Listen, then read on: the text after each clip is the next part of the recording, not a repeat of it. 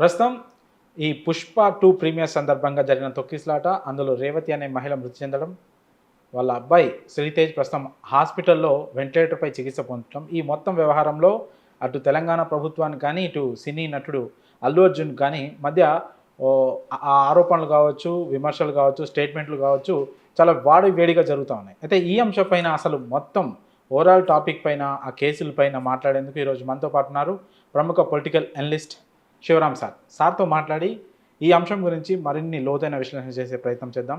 Hi sir.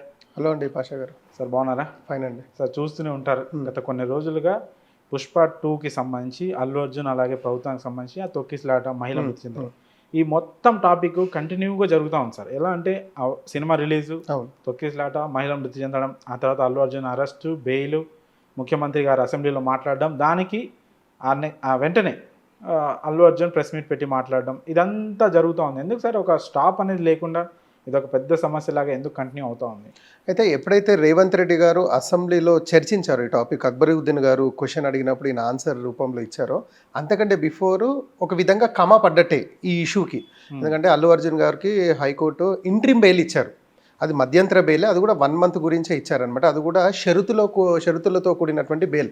ఆయన ఎలాంటి permission లేకుండా ఇండియా దాటొద్దు అన్న కోణంలో కొన్ని షరతులతో కూడినటువంటి బెయిల్ ఇచ్చారు. కానీ ఎప్పుడైతే రేవంత్ రెడ్డి గారు అసెంబ్లీలో మాట్లాడారో, దాని తర్వాత ఇమీడియట్గా అల్లు అర్జున్ గారు మళ్ళీ ప్రెస్ మీట్ పెట్టడము, దాని తర్వాత మళ్ళీ సివి ఆనంద్ గారు మళ్ళీ ఇంకో ప్రెస్ మీట్ పెట్టి ఆయన ఏదో యాన్యువల్ రిపోర్ట్ సందర్భంలో ఈ స్క్రీన్ మీద పెట్టేసి వీడియోస్ చూపించడం, ఇది ఒకే విధంగా మళ్ళీ ఇష్యూ అనేది పీక్ చేరిందనమాట.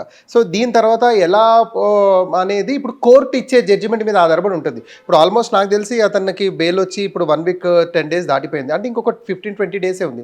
20 డేస్లో కోర్టు ఎలాంటి జడ్జిమెంట్ ఇస్తుంది అనేది, అంటే బెయిల్ని రెన్యువల్ చేస్తుందా, లేదు అంటే ఇతనికి పనిష్ చేస్తుందా? ఎందుకంటే అల్లు అర్జున్ గారి మీద ఏవైతే సెక్షన్స్ వచ్చాయో 105 అండ్ 118 బిఎన్ఎస్ ప్రకారంగా, భారతీయ న్యాయ సన్నిహిత ప్రకారంగా 105, 118 అంటే ఈ సెక్షన్స్ పాషా గారు, అంటే జనాలకు కూడా క్లారిటీ తెలియడానికి చెప్తున్నాను. అంటే ఈ సెక్షన్స్ అంటే ఏంటంటే, ఒక cinema events, especially public events, తర్వాత ఈ స్క్రీన్ ఈవెంట్స్కి సంబంధించి ఎవరికైనా గాయాలు జరిగినా, లేదా ఆ ఇష్యూలో ఎవరైనా ఏదన్నా ప్రాణ నష్టం జరిగినా, ఎలాంటి జరిగినా, ఎవరైతే అక్యూజ్డ్ ఉంటారో అక్యూజ్డ్ మీద ఈ కేసెస్ అనేది ఫైల్ చేస్తారు. దీనికి కానీ 2 పనిష్మెంట్స్ ఉంటాయి. ఒకటేమో జీవిత ఖైదీ ఉంటుంది, అంటే డిపెండ్స్ అపాన్ కేసు సిచ్యువేషన్ బట్టి. రెండోది వచ్చేసేమో 5 to 10 years వరకు ఒక నాన్ బెయిలబుల్ అనేది జైలు ఉంటుందన్నమాట, 5 to 10 years. సో ఇప్పుడు ఇలాంటి సెక్షన్స్ అల్లు అర్జున్ గారి మీద ఫైల్ అయింది. ఎందుకంటే అమ్మాయి రేవతి గారు చనిపోయారు కాబట్టి, వారి కొడుకు కూడా మీరు అన్నట్టు వెంటిలేటర్ మీద ఉన్నారు కాబట్టి ఈ కేసెస్ మీద ఉంది. బట్ ఇప్పుడు ప్రభుత్వం తరఫు నుంచి వాదన ఉంది, అండ్ అల్లు అర్జున్ గారు అడ్వకేట్స్ తరఫు నుంచి వాదన ఉంది. మా ఇన్వాల్వ్మెంట్ ఏం లేదు అన్నట్టుగా వారు చెప్తున్నారు, లేదండి మా వీరి ఇన్వాల్వ్మెంట్ ఖచ్చితంగా ఉందన్నట్టుగా వీరు చెప్తున్నారు. ఇప్పుడు జడ్జి ఎలాంటి డిసిషన్ తీసుకుంటారనేది దీని మీద ఆధారపడి ఉంది. ఇప్పుడు జడ్జికి కూడా ఇప్పుడు ఇది ఒక సవాలని చెప్పగలుగుతాయి. ఎందుకంటే సెలబ్రిటీస్కో న్యాయం, సాధారణ వ్యక్తులకో న్యాయం అన్నట్టుగా మనం చరిత్ర చూసుకుంటే ఇలా ఇది ఒక స్టేట్మెంట్ అనేది ఎప్పుడు వస్తుంది. బట్ అల్లు అర్జున్ విషయంలో ఎలాంటి స్టేట్మెంట్, ఎలాంటి తీర్పు ఇస్తారనేది మనం వేచి చూడాలి. ఓకే, ప్రభుత్వం చెప్తుంది ఏంటంటే సార్, అల్లు అర్జున్ ఒక ర్యాలీగా వచ్చారు, దాన్ని అల్లు అర్జున్ మాత్రం ఆయన వెర్షన్ వేరేలాగా ఉంది. అది ర్యాలీ కాదు, జస్ట్ అభిమానులు అందరూ అంతమంది నా కోసం వచ్చారు కాబట్టి బయటకు వచ్చి వాళ్ళకి కనిపించాను అని అంటున్నారు. సో మీ విశ్లేషణలో దాన్ని ర్యాలీగా చూడాలా, లేదా ఒక అభిమానులను కనిపించడానికి, ఒక అభివాదం ఇవ్వడానికి ఆయన బయటకు వచ్చారని చెప్పొచ్చు? పాషా గారు, భారతదేశంలో బ్రతుకుతున్న ప్రతి ఒక్కరు రాష్ట్రపతి నుంచి మొదలు పెడితే లేదా కింది స్థాయి వ్యక్తి వారు కూడా మనకంటూ చట్టాలు ఉన్నాయి, రాజ్యాంగం ఉంది, దానికి లోబడే మనం బ్రతకాలి. ఒకటి. రెండోది, ఎప్పుడైతే సెలబ్రిటీస్ ఎవరైతే ఉంటారో వారు ఇంకొక మెట్టు ఎక్కి మరి ఇలాంటి పాలసీస్ని ఫాలో అవ్వాలి. ఎందుకంటే వారే ఇలా రూల్స్ బ్రేక్ చేస్తే వారి కింద ఉన్నటువంటి వాళ్ళని ఫాలో చేసే అభిమానులు కూడా ఈ విధమైనటువంటి యాక్టివిటీసే చేస్తారు. ఇప్పుడు అల్లు అర్జున్ విషయానికి వస్తే, లేదండి నాకు నా వర్షన్ ఇలా ఉందని కొన్ని చెప్పే ప్రయత్నం చేశారు, జనాలందరూ చూసారు అది. అయితే ఇప్పుడు దాని మీద నా విశ్లేషణ ఏంటంటే అండి, ఇప్పుడు సంధ్యా థియేటర్ అసలు అల్లు అర్జున్ లెక్క ప్రకారంగా పర్మిషన్ తీసుకోవాలి పోలీస్ డిపార్ట్మెంట్ నుంచి. అల్లు అర్జున్ నేను పలానా సంధ్యా థియేటర్కి వస్తున్నాను ప్రీమియర్ షో చూడడానికి అని అల్లు అర్జున్ నుంచి లెటర్ అందాలి. అల్లు అర్జున్ నుంచి లెటర్ అందలేదు. సీరియల్ నెంబర్ 2 ఏంటంటే, సంధ్యా థియేటర్ వాళ్ళు ఏసీపీకి ఇచ్చారు, చిక్కడపల్లి ఏసీపీకి, ఇలా అల్లు అర్జున్ గారు వారి టీం వస్తున్నారు, ఇది మీరు కొద్దిగా బందోబస్తు అరేంజ్ చేయండి అని ఇచ్చారు. అదే లెటర్ మీద చిక్కడపల్లి, ఇప్పుడు చూడండి ఇది సంధ్యా థియేటర్ వాళ్ళు ఇచ్చినటువంటి ఇదే అనమాట permission copy.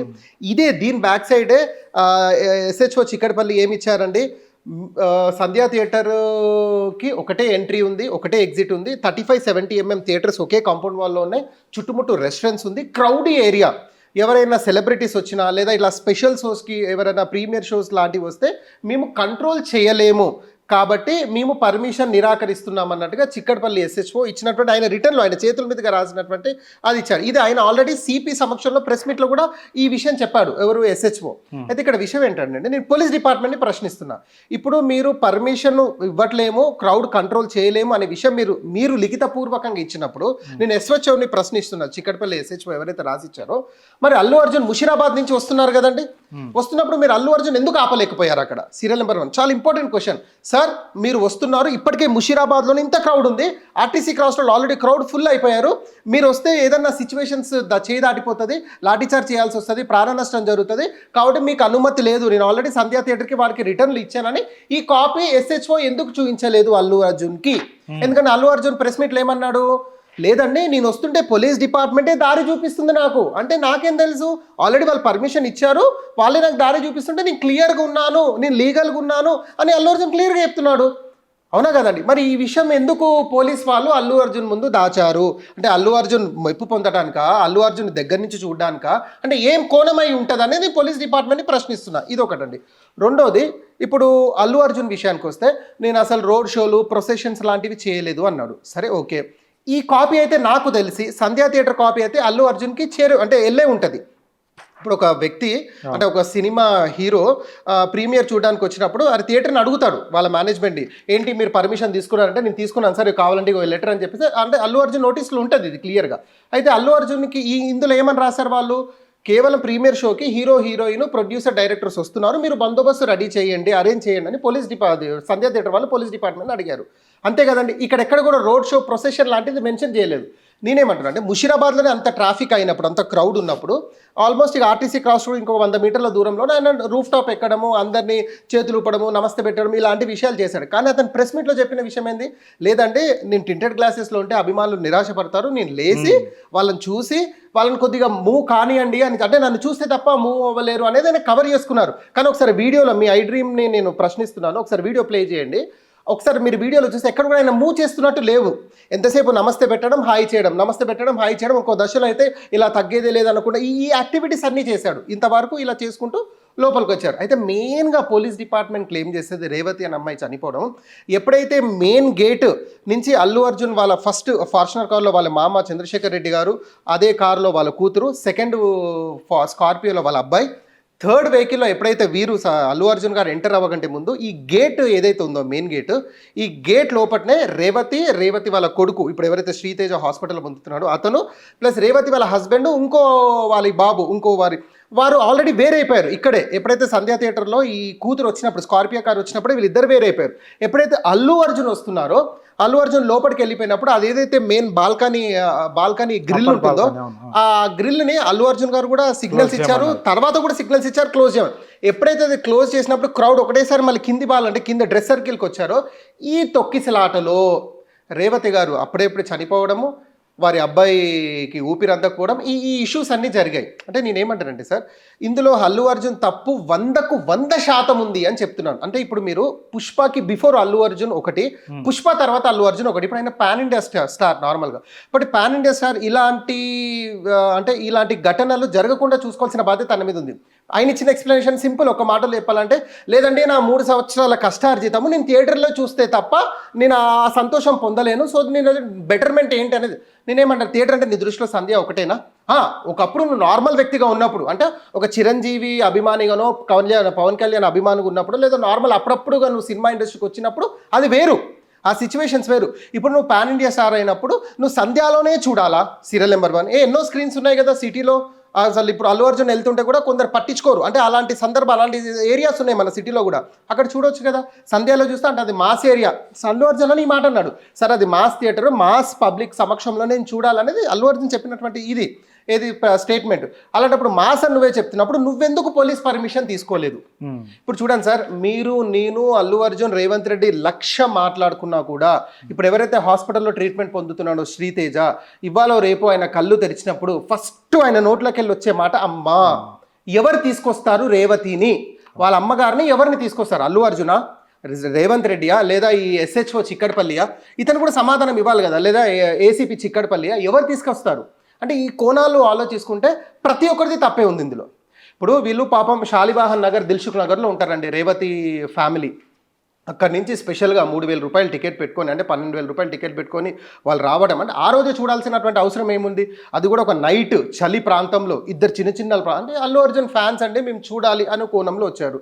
Okay, Allu Arjun వస్తున్నారని వచ్చారా? కాదు, వాళ్ళు ఆల్రెడీ టికెట్స్ బుక్ చేసుకున్నారు, వచ్చారు. అందులో భాగంగా అల్లు అర్జున్ అక్కడ రావడం తప్పు. అలాంటి మాస్ ఏరియాలోకి వచ్చినా కూడా బేసిక్ ప్రోటోకాల్ పాటించలేదు.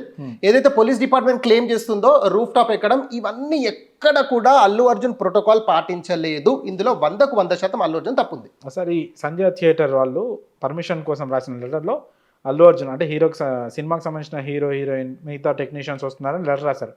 అందులో అంటే ఇట్లా ఒక ర్యాలీగా ఓపెన్ రూఫ్ ఉన్న కార్ ఎక్కి ఇట్లా అభివాదం చేస్తారు, ఇవన్నీ కూడా అందులో పర్మిషన్ తీసుకోవాలి సార్? వాటన్నిటికి కూడా స్పెసిఫిక్గా సార్ ఇప్పుడు జనరల్గా ఎట్లుంటుంది అంటే సార్, ఇప్పుడు నార్మల్గా హీరో వస్తున్నాడు, హీరో వెళ్తున్నాడు అంటే ఇబ్బంది లేదు సార్. ఇప్పుడు కూడా పోలీస్ డిపార్ట్మెంట్, పాషా గారు, ఇప్పుడు కూడా పోలీస్ డిపార్ట్మెంట్ క్లెయిమ్ చేసేది, సిపి క్లెయిమ్ చేసేది ఏంటంటే, నార్మల్గా అల్లు అర్జున్ ఏదైతే కార్లో డైరెక్ట్గా థియేటర్లోకి వస్తే డిస్టర్బెన్స్ ఏం లేదు. ఎప్పుడైతే అయినా కార్ రూఫ్ మీదకి ఎక్కి ఇలాంటివి చేయడం చేస్తే అప్పుడు క్రౌడ్ ఒకేసారిగా అంటే ఆయన దగ్గరికి రావడానికి, ఫోటోలు తీసుకోవడానికి, కొద్దిగా ఏదైనా టచ్ చేయడానికి ఇలాంటి యాక్టివిటీస్ చేశారు. అప్పుడే కొద్దిగా చేయి దాటిపోయింది, సిచ్యువేషన్ అనేది చేయి దాటిపోయింది. ఇది అసెంబ్లీలో రేవంత్ రెడ్డి గారు చెప్పారు, సిబిఐ అన్నది డైరెక్ట్ వీడియోస్ చూపించుకుంటాడు ఈ విషయం చెప్పారు. ఒకవేళ ఆయన అతనే కార్లో కూర్చొని డైరెక్ట్గా అక్కడ దిగి పైకి వెళ్ళినుంటే ఈ సిచ్యువేషన్ జరగకపోయేది. అతను రూఫ్ టాప్ ఎక్కాల్సిన అవసరం ఏముంది? మీరు అన్నట్టు మీ ప్రశ్నకి, ఒకవేళ రూఫ్ టాప్ ఎక్కి అభివాదం చేయాలంటే అది రోడ్ షో అవుతుంది. ముందుగానే పోలీస్ డిపార్ట్మెంట్ అనుమతి తీసుకోవాలి. అతను ముషీరాబాద్ నుంచి వస్తాడు, సర్టెన్ పిల్లర్ నెంబర్ దగ్గర కారు ఆగుతాడు, అక్కడ రూఫ్ టాప్ ఎక్కుతాడు, అక్కడి నుంచి రోడ్ షో ఉంటుంది. ఈ విషయాలని పిన్ టు పిన్ పోలీస్ డిపార్ట్మెంట్కి చెప్పాలి, పోలీస్ డిపార్ట్మెంట్ ఓకే చేయాలి. అప్పుడే ఈ విధమైన యాక్టివిటీస్ చేయవచ్చు. అప్పుడు ఎందుకంటే ఫర్ ఎగ్జాంపుల్ రాహుల్ గాంధీ, ప్రియాంక గాంధీ, లేదా నరేంద్ర మోడీ, లేదా రేవంత్ రెడ్డి ఇలాంటి హై భద్రత ఉన్నటువంటి వ్యక్తులు రోడ్ షోస్ చేస్తారు. ఎక్కడ తొక్కిసలట జరిగిందా? ఎందుకంటే వాళ్ళు ముందుగానే ప్రయారిటీ ఇన్ఫర్మేషన్ ఉంటుంది. అప్పుడు వాళ్ళు ఒక థ్రెడ్ అరేంజ్ చేయడము, ఒక పోలీస్ ఒక సెక్యూరిటీ ఉంటుంది, ఆ సెక్యూరిటీ నుంచి వస్తాడు, ఆ సెక్యూరిటీ నుంచి వెళ్ళిపోతాడు, డిస్టర్బెన్స్ ఉండదు.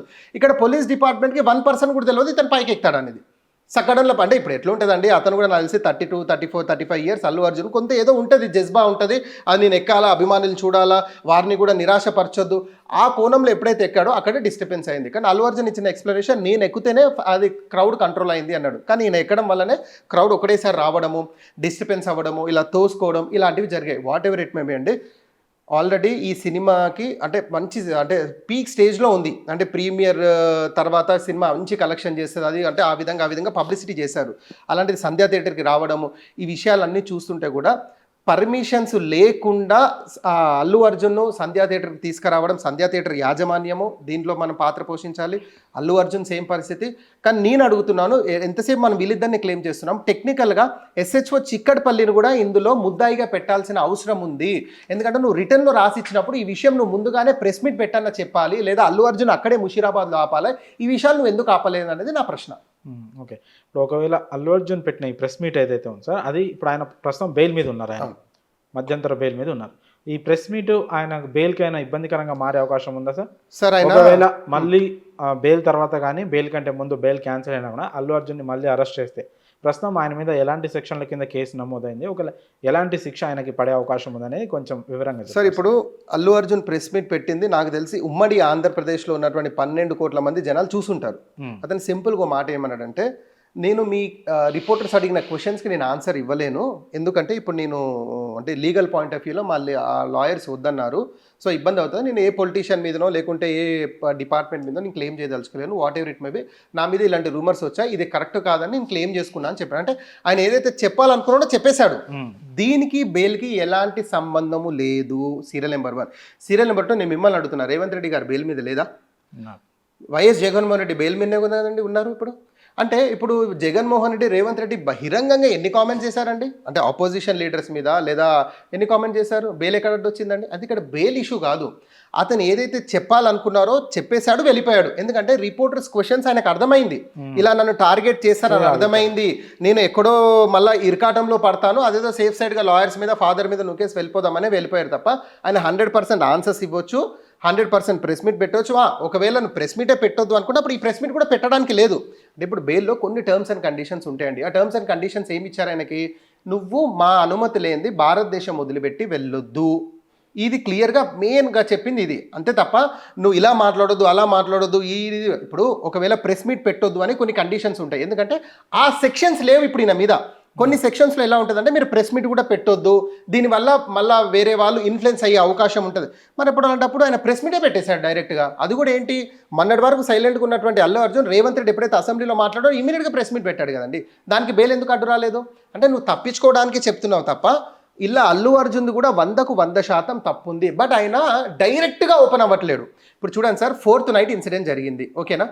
ఏసీపీ ఇచ్చినటువంటి వివరణ ఏంటి, in front of CV Anand city commissioner ముందు, సార్ నేను ఆల్రెడీ అల్లు అర్జున్ కూడా డైరెక్ట్గా చెప్పాను, ఒక మహిళ చనిపోయింది సార్, వారి అబ్బాయి కూడా చావు బ్రతుకుల్లో ఉన్నారు, మీరు ఇక్కడి నుంచి మీరు వెళ్ళాలి అంటే కూడా అప్పటి కూడా ఆయన వెళ్ళలేదు సార్, నేను 3 hours సినిమా చూసిన తర్వాతనే అప్పుడు మా డీసీపీ గారికి మాట చెప్తే అతను బయటికి వచ్చి పైకి వచ్చి మేము అల్లు అర్జున్ చెప్తే అప్పుడు వెళ్ళారు సార్. అంటే ఈ విషయం ఏంటి, ఓవరాల్గా అల్లు అర్జున్ చెవులో పడ్డది, ఒక మహిళ చనిపోయింది, వాళ్ళ అబ్బాయి చావు బతుకులో ఉన్నారు కాబట్టి మీరు వెళ్ళండి అనేది క్లియర్గా అర్థమైపోయింది వీరు ఇచ్చినటువంటి స్టేట్మెంట్ ప్రకారంగా.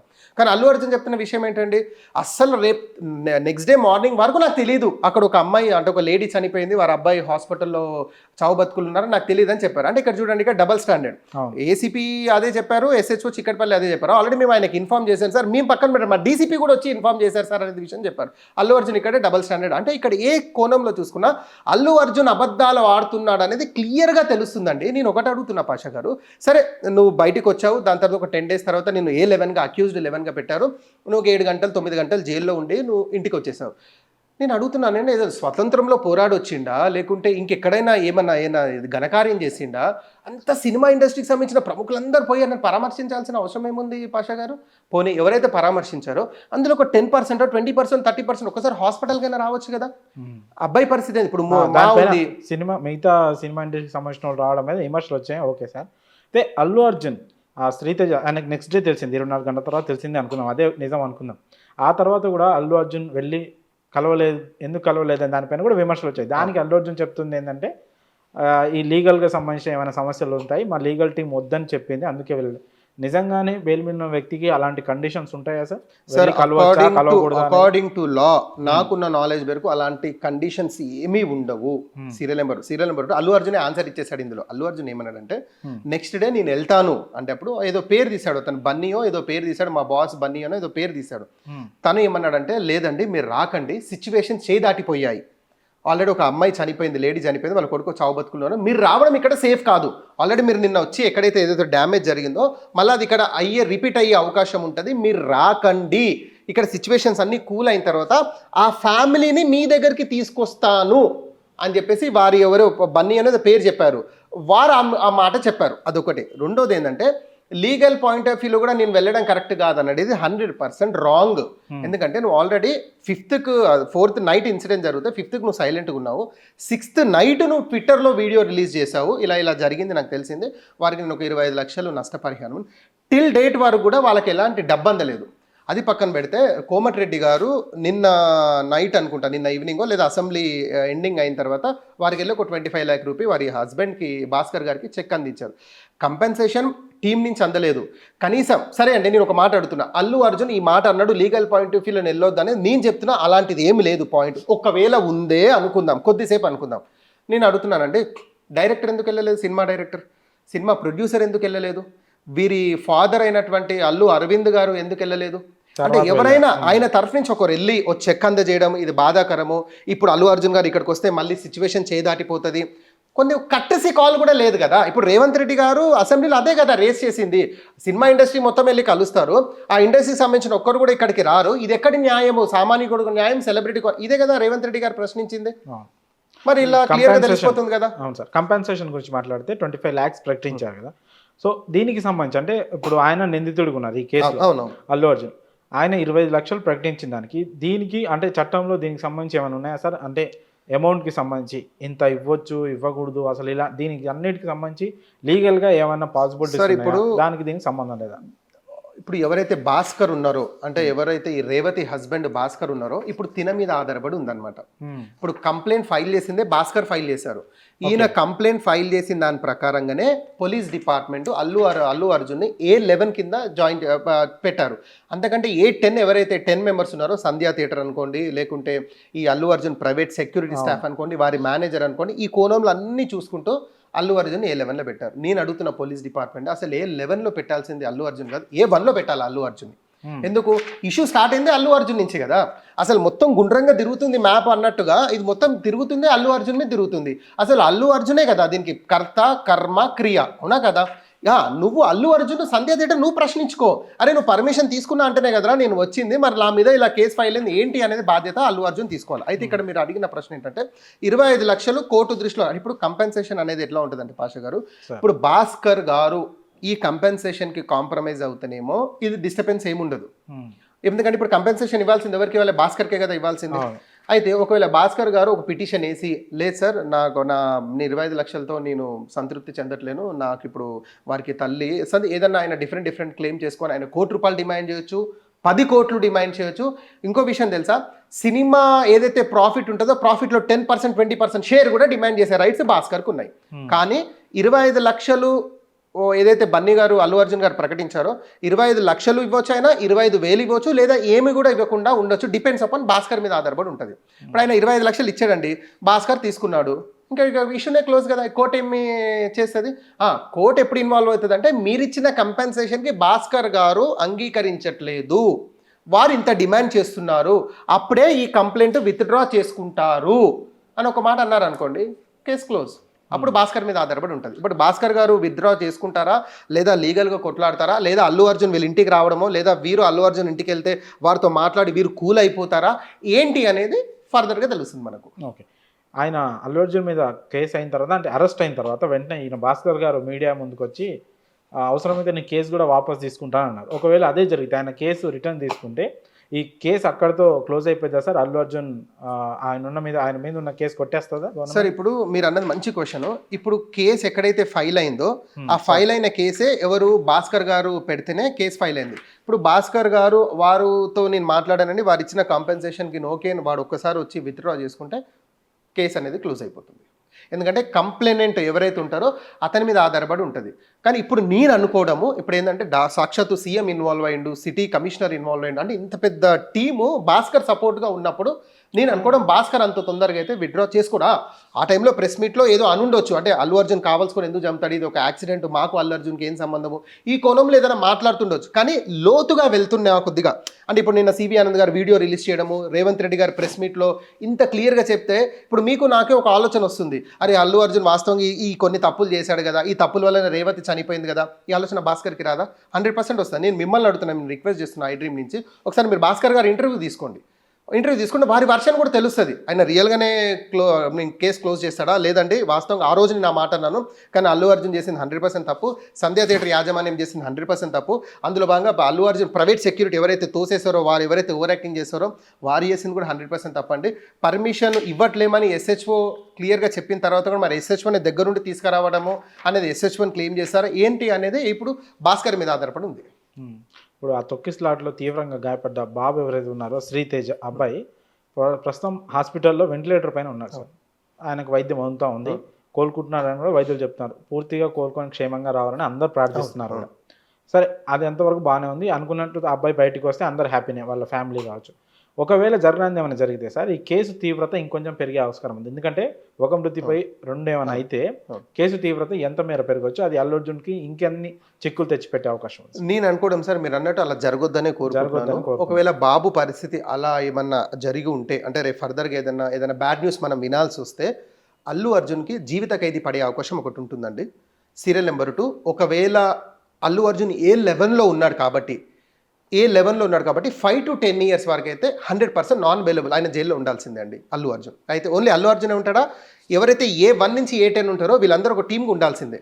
అంటే సంధ్యా థియేటర్ మేనేజ్మెంట్ ఎవరైతే ఉన్నారో, ఓనరు, మేనేజ్మెంటు, సెక్యూరిటీ, దాంతో అల్లు అర్జున్ మేనేజర్, అల్లు అర్జున్ సెక్యూరిటీ, వీళ్ళందరూ కూడా 100% ఇందులో క్లెయిమ్ అవుతారు. ఎందుకంటే పోలీస్ ఇచ్చిన FIRలో పాషా గారు ఇక్కడ ఏమని రాశారు, Sandhya 70mm theatre management and their staff అని రాశారు. అంటే ఇక బహుశా పేర్లు ఎక్కువ నేను వాళ్ళు అలా రాశారేమో. తర్వాత Telugu film actor Allu Arjun and his personal security staff అని రాశారు. బౌన్సర్లు.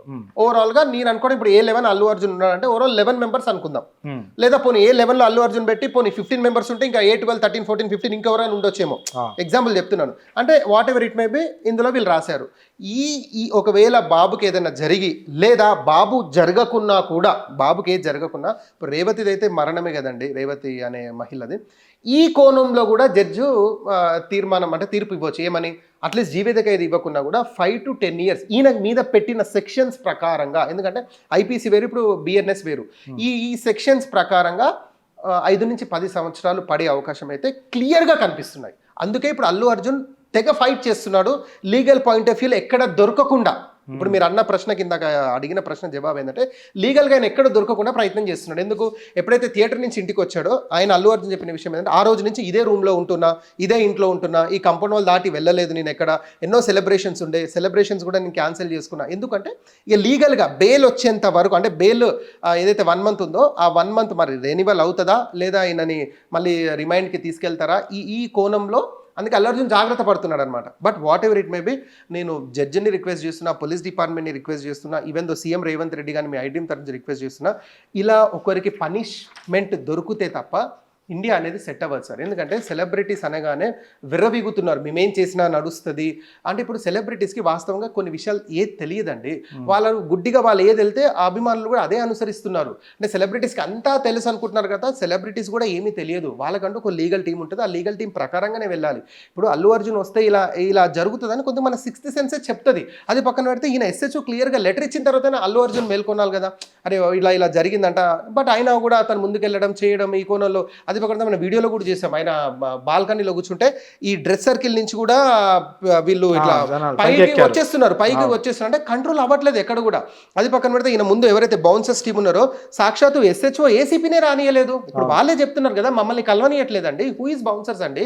ఇప్పుడు ఎవరైనా చట్టం ముందు అందరు సమానమే కదా. పోలీస్ ఆఫీసర్స్ వచ్చినప్పుడు అల్లు అర్జున్ ఇలా సిచ్యువేషన్ ఉందన్నప్పుడు అట్లీస్ట్ వాళ్ళు యాక్సెస్ ఇవ్వాలి కదా, అప్పుడే యాక్సెస్ ఇవ్వాలి కదా. అప్పుడు కూడా యాక్సెస్ ఇవ్వకుండా ఆయన నోటీస్లో పెట్టకుండా ఇవన్నిటికీ చూస్తే అండి, ఇప్పుడు కర్నూలు చావుకి 1,00,000 కారణాలు అన్నట్టుగా ఇప్పుడు లోతుగా వెళ్తే మనకు అలానే అర్థమవుతుంది. మొన్నటి వరకు అల్లు అర్జున్ అనుకున్నాం, లేదు ఇందులో పోలీస్ డిపార్ట్మెంట్ ఇన్వాల్వ్మెంట్, ఇలా 1, 2, 3, 4 అన్ని కోణాలలో. అందుకే నేను ఏమంటానంటే జడ్జి ఎప్పుడు కూడా ఇమ్మీడియట్గా తీర్పు ఇవ్వడు. ఇండియాలో ఉన్న ఏ జడ్జి, ప్రపంచంలో ఉన్న ఏ జడ్జి కూడా ఇమ్మీడియట్ తీర్పు అనేది ఉండదండి. 360 degrees కోణంలో దీన్ని జడ్జిమెంట్ చేస్తారు. ఇప్పుడు ఇంతకుముందు మీతో అన్నప్పుడు చంపిన వాడికి అడ్వకేట్, సచ్చిన వాడికి అడ్వకేట్ అన్నప్పుడు అలాంటి న్యాయం ఏంటి జరుగుతుంది. బట్ ఎలా చంపాడు, ఎందుకు చంపాడు, ఏ సిచ్యువేషన్స్లో చంపాడు, తన ప్రాణాన్ని కాపాడుకోవడానికి చంపాడా, లేదా వాడు అప్పుడు లిక్కర్ తీసుకున్నాడా, వాడి మెంటల్ హెల్త్ బాగాలేదా, కండిషన్ బాగాలేదా, ఈ కోణాలలో కంప్లీట్గా తరోగా అయిన తర్వాతనే మనకు జడ్జిమెంట్ ఇస్తారు. ఇప్పుడు అల్లు అర్జున్ విషయంలో కూడా ఈ జడ్జిమెంటే వస్తుందని మనం ఎక్స్పెక్ట్ చేద్దాం. Okay, Allu Arjun press meet పెట్టిన తర్వాత నెక్స్ట్ డే ఆదివారం రోజు వాళ్ళ ఇంటిపైన కొంతమంది దాడి చేయడము, ఆ పూలకుండలు పలగొట్టి కొంచెం అక్కడ బీభత్సం సృష్టించడం జరిగింది సార్. వాళ్ళని పోలీసులు అరెస్ట్ కూడా చేశారు. వాళ్ళకి ఇమీడియట్గా కొన్ని గంటల్లోనే వాళ్ళకి బెయిల్ వచ్చింది. అల్లు అర్జున్కి నాంపల్లి కోర్టు 14 రోజులు రిమాండ్ విధించింది, వాళ్ళకి హైకోర్టులో బెయిల్ మంజూరైంది. ఓకే, కానీ వీళ్ళకి దాడి చేసిన 6గురికి కూడా ఇమీడియట్గా బెయిల్ రావడం అనేది ఎలా చూడాలి సార్? దీనిపైన కూడా కొన్ని విమర్శలు వస్తూ ఉన్నాయి. చూడండి సార్, ఇప్పుడు ఏదైతే దాడి జరిగిందో మరి వీళ్ళకి ఇమీడియట్గా బెయిల్ వచ్చిందో అంటే ఈ వ్యక్తులు ఎవరు, వీళ్ళ బ్యాక్గ్రౌండ్ ఏంటి అనేది తెలుసుకోవాలి.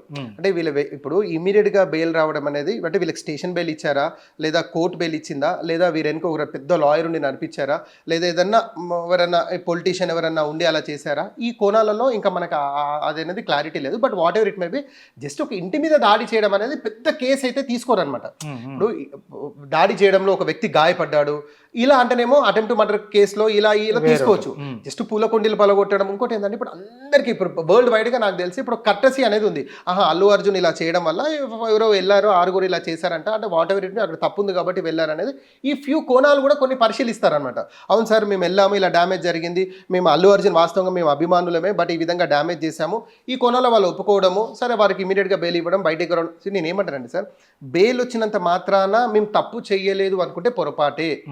జస్ట్ వాళ్ళ యొక్క వర్షన్స్ విని ఆహా ఓకే వీళ్ళు చెప్పిన దాంట్లో న్యాయం ఉంది కాబట్టి జడ్జిమెంట్ ఇచ్చేంత లోపు వీళ్ళకి బెయిల్ మంజూరు చేద్దాం, వీళ్ళు ఇంటి జైల్లో ఉండడం కంటే బయట ఉంటారు. బట్ వాళ్ళకు కూడా కొన్ని కండిషన్స్ ఉంటాయి, బెయిల్ మీద ఉన్నారు కాబట్టి మీరు ఇలా చేయండి ఇలా చేయకండి, కొన్ని conditions depend upon case severity ఉంటుంది. అయితే మీరు అడిగినటువంటి ప్రశ్న ఏదైతే ఉందో ఆ ఆరుగురు ఎవరైతే చేశారో బట్ వారి వెనుక ఎవరుండి నడిపించారు, వారి వెనుక ఉన్నటువంటి లాయర్ ఎవరు, వారికి ఎలాంటి బెయిల్ వచ్చింది ఏంటి అనేది మనం ఫర్దర్ ఇన్వెస్టిగేషన్లో తెలుస్తుంది. ఓకే సార్, ఒక చోట తొక్కిసలాట జరిగింది, ఒక మహిళ మృతి చెందింది. ఇలాంటి కేసులో నేరుగా రాష్ట్ర ముఖ్యమంత్రి అసెంబ్లీలో స్పందిస్తూ ఒక అర్ధగంట గంట సేపు మాట్లాడడం, ఆ విషయాలు కూడా చర్చనీయాంశంగా మారింది అది. మరి ముఖ్యమంత్రి ఈ కేసుని డీల్ చేస్తున్న విధానం, ఆయన దీంట్లో ఇన్వాల్వ్మెంట్ కావచ్చు, ఇదంతా దీన్ని ఎలా చూడాలి సార్ మీరు? సార్ ఇప్పుడు వాస్తవంగా రేవంత్ రెడ్డి గారు అసెంబ్లీలో ఫస్ట్ టైం ప్రస్తావించలేదు ఇష్యూ, మీ అందరికీ తెలుసు.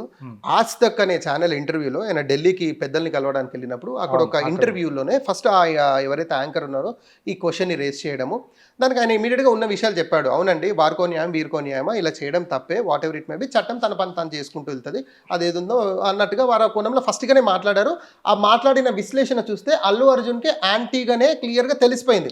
అవును, దాన్ని కేటీఆర్ గారు కూడా ఏమన్నారు, ఆయన పేరు తీసుకోలేదు కాబట్టి నేను జైల్లో పెట్టారనేది కొన్ని కామెంట్స్ చేశారు. అక్బరుద్దీన్ అడిగిన క్వశ్చన్కి, అంటే సెకండ్ ఇన్నింగ్స్ చూసుకుంటే అక్బరుద్దీన్ అడిగిన క్వశ్చన్కి రేవంత్ రెడ్డి గారు క్లియర్గా ఆన్సర్ ఇచ్చుకుంటూ ఈ బీఆర్ఎస్ కేటీఆర్ ప్రస్తావన కూడా తీశారు ఇందులో. అయితే ఇక్కడ విషయం ఏంటంటే సార్, అప్పుడు వారు ఢిల్లీలో ఉన్నారు, వారికి ఉన్నటువంటి ఏదైతే సమాచారం ఉందో ఆ సమాచారం యాంకర్ ముందు పెట్టే ప్రశ్న చేశారు. ఇప్పుడు వాటర్ అక్కడ యాంకర్ కూడా రేవంత్ రెడ్డి గారు ఇచ్చిన ఆన్సర్స్కి వారు కూడా సైలెంట్ అయిపోయారు, జనాల నుంచి కూడా క్లాప్స్ వచ్చాయి. అవునండి, ఆయన హీరో కాబట్టి జనాలను చెప్పమని చెప్తున్నారు, వాళ్ళు సినిమా డబ్బులు సంపాదించుకోమనండి, ఇలా చేయడము ఇవన్నీ కోణాలో మాట్లాడితే ప్రజల నుంచి కూడా అరే కరెక్ట్గా మాట్లాడారు కదా అని ఆన్సర్ వచ్చింది. అయితే ఇక్కడ అసెంబ్లీలో చూస్తే ఇప్పుడు ముఖ్యమంత్రి ఇన్వాల్వ్ అయ్యారంటే ఇతను పాన్ ఇండియా స్టార్. ఇతను ఇప్పుడు ఏది మాట్లాడినా ఏది చేసినా కూడా పాన్ ఇండియా లెవెల్లో వెళ్తుంది కాబట్టి పాన్ ఇండియా స్టార్. ఇష్యూ తెలంగాణలో జరిగింది. సో అసెంబ్లీ సెషన్ జరుగుతున్నాయి. ఒక ఎమ్మెల్యే అడిగిన క్వశ్చన్కి రేవంత్ రెడ్డి గారు నుంచొని అక్బర్ సాబ్ మే ఈ ఎక్స్ప్లెనేషన్ మీద అవుతుంది తెలుగు మే అని చెప్పేసి ఆయన క్లియర్గా ఎక్స్ప్లెనేషన్ ఇచ్చుకుంటూ ప్రయత్నం చేశారు. అందులో భాగంగా ఆయన 1 day బిఫోరే సివి ఆనంద్ ఒక మీటింగ్ పెట్టుకున్నారు. అసలు ఏంటి కేసు గురించి, ఏంటి ఏం జరుగుతుంది, ఏం కథ అన్నప్పుడు వారు CV Anand, DCP, local ACP, local SHO ఈ అంతా సీఎం రేవంత్ రెడ్డి గారికి ఒకటి రిపోర్ట్ ఇచ్చారు. సార్ ఇలా 9:25 నుంచి చూసుకుంటే 12:05 వరకు జరిగిన సంఘటనలు ఇవి సార్, ఇలా కొన్ని చెప్పుకుంటూ వచ్చారు. అప్పుడు రేవంత్ రెడ్డి గారికి ఒక అంటే కేసు మీద పట్టొచ్చింది. ఆహా ఓకే, నేను ఆ రోజు ఆస్తక్లో చెప్పిన ఇంటర్వ్యూలో ఇంకా నేను చెప్పింది 25%, ఇంకా 75% చెప్పాల్సింది ఉంది కాబట్టి వారికి టైం ఎలా దొరుకుతుందా అని చూశారు. బహుశా అక్బర్ గారే స్పెషల్గా అడిగారా లేదా రేవంత్ రెడ్డి గారే అడిగిచ్చారా అనేది మనకు తెలియదు ఇంటర్నల్గా ఏం జరిగింది. Whatever it may be, CV Anand garu చెప్పిన విషయాన్ని పిన్ టు పిన్ ఆయన అసెంబ్లీలో చెప్పారు. ఆయన పేరుతో సహా చెప్పారు. సిటీ కమిషనర్ ఇలా చెప్పాడు, నాకు డీసీపీ ఇలా వెళ్ళాడు, ఏసీపీ వెళ్ళాడు, ఎస్హెచ్ఓ ఇలా అని క్లియర్గా చెప్పుకుంటూ వర్షన్ తీసుకొచ్చారు. బట్ వాస్తవంగా ఒక రాష్ట్ర ముఖ్యమంత్రిపై ఈ విధమైనటువంటి బాధ్యత 100% ఉంటుంది. ఎందుకంటే ఒక మహిళ చనిపోయింది అక్కడ, ఇతనేమో పాన్ ఇండియా స్టార్ కాబట్టి ఇప్పుడు రేవంత్ రెడ్డి గారు కనుక స్పందించకుంటే ఆహా ఈ కోణం అంతా కూడా అల్లు అర్జున్కే సపోర్ట్ చేస్తున్నారు ప్రభుత్వం కూడా అనేది ఒక మెసేజ్ వెళ్తుంది. అవునా కాదండి? ఇప్పుడు నేను మిమ్మల్ని అడుగుతున్న పాషా గారు, నేను ఎన్నో ఇన్స్టాలో ఫేస్బుక్లో రీల్స్ చూశాను, అల్లు అర్జున్ అభిమాని అని చెప్పుకుంటూ అల్లు అర్జున్ చేసింది తప్పని చెప్తున్నారు. నేను అల్లు అర్జున్ అభిమానినండి, బట్ ఆ విధంగా అల్లు అర్జున్ గారు చేయడం తప్పే అనే రీల్స్ ఎన్నో వస్తున్నాయి. ఒక అభిమాని చెప్తున్నప్పుడు ఒక ముఖ్యమంత్రి చెప్పడంలో తప్పేముంది? 100% నేను అడుగుతున్న ఐ డ్రీమ్ ద్వారా నేను రిక్వెస్ట్ చేస్తున్నా, సీఎం గారు స్పెషల్గా ఇన్వాల్వ్ అవ్వాలి. ఎక్కడైనా ఏదైనా బ్రైబరీ లేదంటే ఎవరైనా ఎక్కడ ఇన్ఫ్లుయెన్స్ ఏదైనా చేసినా కూడా సీఎం గారు ఇన్వాల్వ్ అయ్యి ఈ రేవతి ఎవరైతే మహిళ చనిపోయారో వారి కుటుంబానికి మంచి అంటే ఒక మంచి న్యాయం చేయాలి. అంటే వాట్ ఎవర్ ఇట్ మేమండి, అమ్మాయి ఆ లేడీ అయితే బ్రతికి రాలేదు కాబట్టి అట్లీస్ట్ ఆ పిల్లలకో సెక్యూరిటీ, వారికో సెక్యూరిటీ, ఏదన్నా మరి వారికి అంటే లీగల్ పాయింట్ ఆఫ్ వ్యూలో వారికి లీగల్ అడ్వైజర్ ఏదైతే చెప్తారో 100% న్యాయం జరగాలి. ఇది ముఖ్యమంత్రి ఇన్వాల్వ్ అవ్వాల్సిన సబ్జెక్ట్ అని చెప్తున్నా. ఓకే సార్, ముఖ్యమంత్రి ఇన్వాల్వ్ అవ్వకపోయినా చట్టం తన పని ఛార్జ్ చేసుకోవద్దు, ఓకే.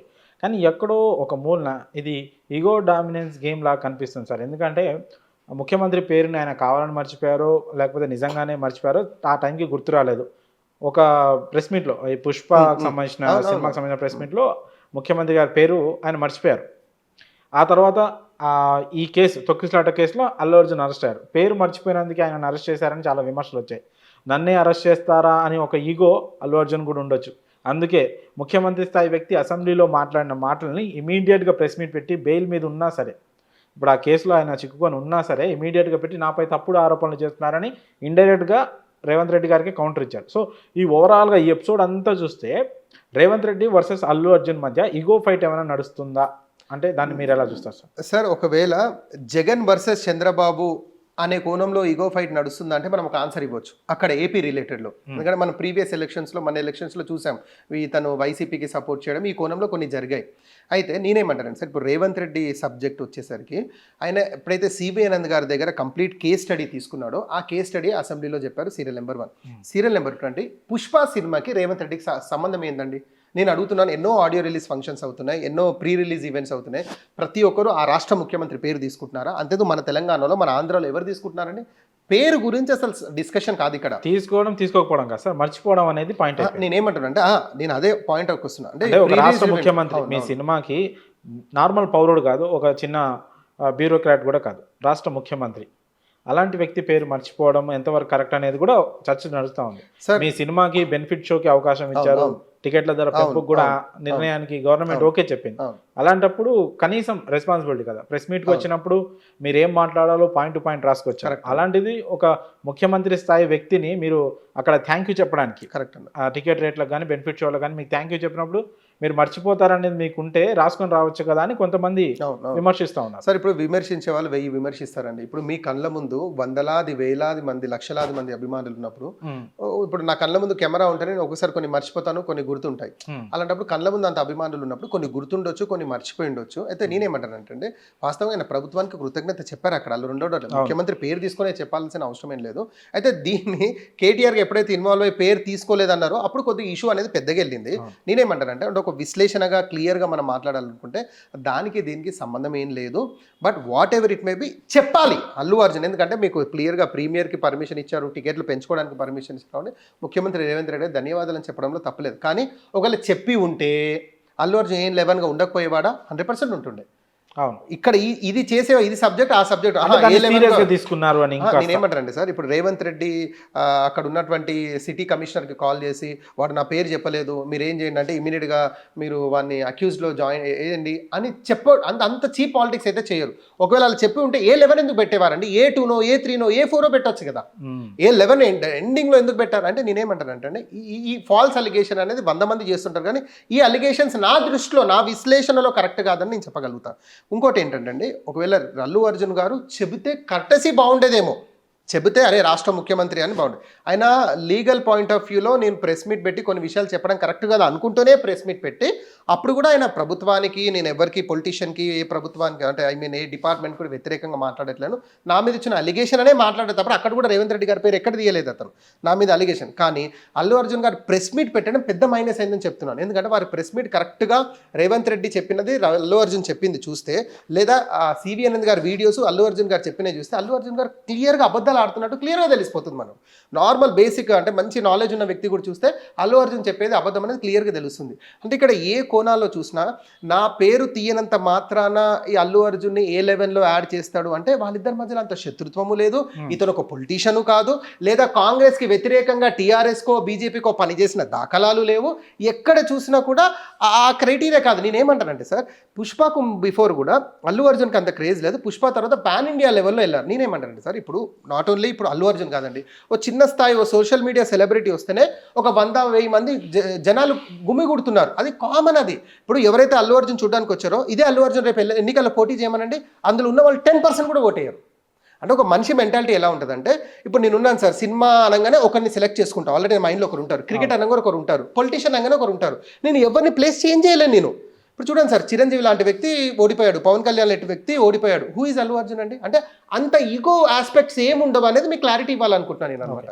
ఫైనల్గా ఈ కేసుకి పుల్ స్టాప్ పడి అల్లు అర్జున్ బయటికి రావాలంటే ఈ కేసు నుంచి ఎలాంటి పరిణామాలు చోటు చేసుకోవాలి సార్? అంటే కంపెన్సేషన్ అమౌంట్ పెంచి వాళ్ళు ఏమైనా రాజీ పడాలా, లేదంటే ఇప్పుడు లేటెస్ట్గా అందుతున్న న్యూస్ ఏంటంటే సినిమా ఇండస్ట్రీలోని పెద్దలందరూ కలిసి రేవంత్ రెడ్డి గారిని కలిసి ఈ వివాదానికి ఒక పుల్ స్టాప్ పెట్టండి అని రిక్వెస్ట్ చేయడానికి కూడా వాళ్ళు అపాయింట్మెంట్ తీసుకున్నట్టు కూడా కొన్ని వార్తలు అయితే మనకు అందుతూ ఉన్నాయి.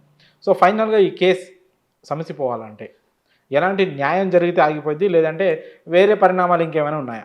సార్ ఇప్పుడు మనందరికీ తెలుసు దిల్ రాజు గారికి అదే ఫిలిం డెవలప్మెంట్ కార్పొరేషన్ చైర్మన్ ఇచ్చారు, ఓకేనా. దిల్ రాజు గారు మన చిక్కడపల్లి పోలీస్ స్టేషన్కి వెళ్ళి అల్లు అర్జున్ కలిసి వచ్చారు.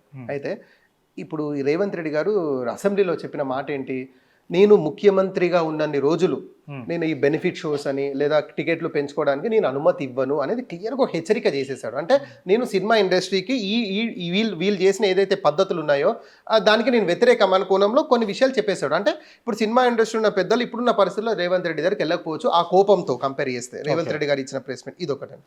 రెండోది, ఇప్పుడున్న పరిస్థితుల్లో ఇది స్టేట్ గవర్నమెంట్ చేతిలోనే ఉంది కేసు ఇది.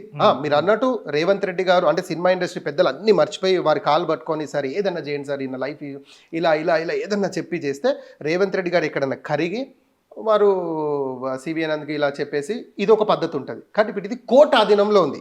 అంటే ఇప్పుడు రేవంత్ రెడ్డి గారు డైరెక్ట్గా జడ్జికి చెప్పలేరు, ఆ ప్రోటోకాల్ లేదు, ఏదైనా డిపార్ట్మెంట్ వరకే చెప్పొచ్చు. అయితే ఇక్కడ మన అల్లు అర్జున్ సేవ్ అయి బయటపడాలి అంటే నేను మళ్ళీ రిపీట్ చేస్తున్నా మీకు, అది భాస్కర్ చేతిలో ఉంది.